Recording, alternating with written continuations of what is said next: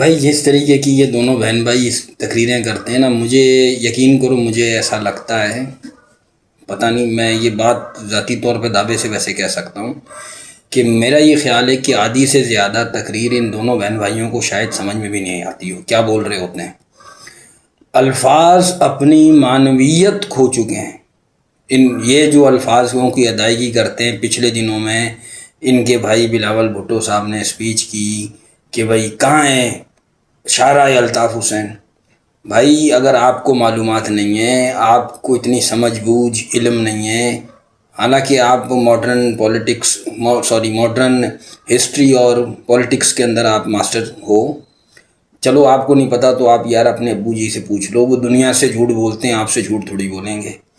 تو آپ کو تو حقیقت بتا ہی دیں گے۔ بھائی الطاف حسین صاحب نے جو سیاست کی تھی، جو بھی پہلی تو بات ارریلیونٹ، ایک لمبے عرصے سے وہ سیاست میں ان کا ریفرنس بنتا ہی نہیں ہے ویسے تو، انہوں نے جو سیاست کی تھی، انہوں نے اپنے نام کے اوپر کوئی اشارہ، کوئی چیز، کوئی تختی اپنے نام کی نہیں لگائی، ایک بات۔ دوسری بات یہ ہے کہ ان کی تو خاندان کا کوئی بندہ نہیں آیا سیاست میں، ان کا کوئی بھائی، ان کا کوئی بہن، ان کا کوئی بھتیجا بھانجا، ہمارے علم میں نہیں ہے، اگر ہو تو بتائیے گا۔ تو یہ تو پاکستان کی سیاست پر الطاف حسین کا بہت بڑا احسان ہے کہ انہوں نے اپنے کسی رشتہ دار کو، اپنے کسی قریبی کو،